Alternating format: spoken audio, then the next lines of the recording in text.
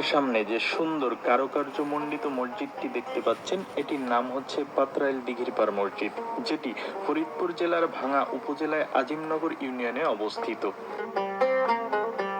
আসসালামু আলাইকুম। আমি এখন দাঁড়িয়ে আছি গিয়াসউদ্দিন আজম শাহের শাসনামলে নির্মিত এক প্রাচীন ঐতিহাসিক মসজিদের সামনে, যা পাতরাইল মসজিদ নামে পরিচিত। ধারণা করা হয় মসজিদটি ষোড়শ শতাব্দীর সুলতানি আমলের মসজিদ। কারুকার্য খচিত দৃষ্টিনন্দন এই মসজিদটি ফরিদপুর তথা প্রাচীন বাংলার অন্যতম প্রত্নতাত্ত্বিক নিদর্শন। দর্শক দেখতে পাচ্ছেন, মসজিদটি অনেক কারুকাজে নির্মিত। এই মসজিদটির কারুকাজ এবং নকশা অনেকটা রাজশাহীর বাঘা মসজিদের মতো।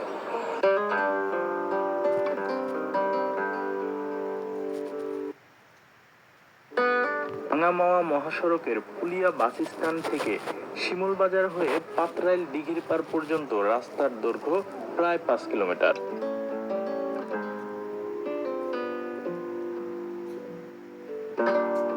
মসজিদে যেতে হলে প্রথমত ভাঙ্গামাওয়া মহাসড়কের পুলিয়া বাস স্ট্যান্ডে আসতে হবে। এখান থেকে শিমুলিয়া বাজার হয়ে 5 কিলোমিটার এগুলেই চলে আসতে পারবেন পাতরাইল দিঘিরপাড় মসজিদে।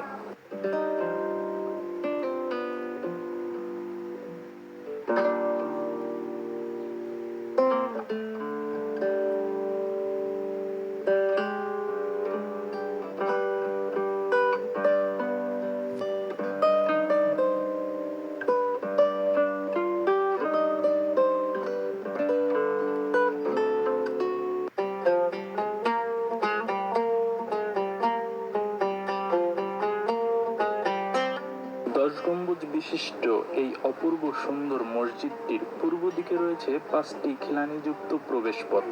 দক্ষিণ এবং উত্তর দিকে প্রবেশের জন্য রয়েছে আরো 2টি দরজা।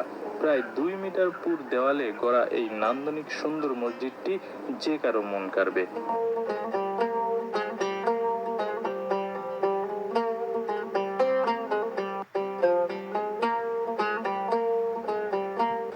দুর্লভ কারুকার্য মণ্ডিত এই মসজিদটি আউলিয়া মসজিদ নামে বেশ পরিচিত। মজলিস আউলিয়া নামক একজন ধর্মপ্রাণ সাধকের নাম অনুসারে এই মসজিদটির নামকরণ করা হয় মজলিস আউলিয়া মসজিদ।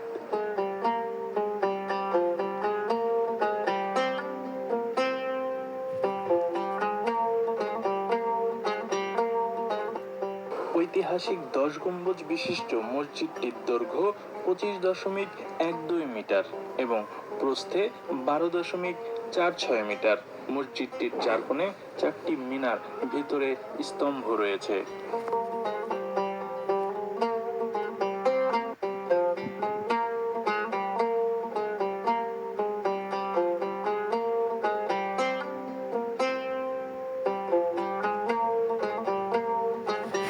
আউলিয়া মসজিদটি কবে নির্মিত হয়েছে তার সঠিক ইতিহাস আজও জানা যায়নি। তবে লোকমুখে যতদূর জানা যায়, 1400 খ্রিস্টাব্দে সুলতান গিয়াসউদ্দিন আজম শাহের আমলে এটি নির্মাণ করা হয়। সে সময় আব্দুল্লাহ খান তার শিষ্যদের নিয়ে এ অঞ্চলে ইসলাম প্রচারে আসেন। তারই উদ্যোগ ও তত্ত্বাবধানে এ মসজিদ গড়ে তোলা হয়। পরে তার নাম অনুসারেই মসজিদের নামকরণ করা হয় আউলিয়া মসজিদ।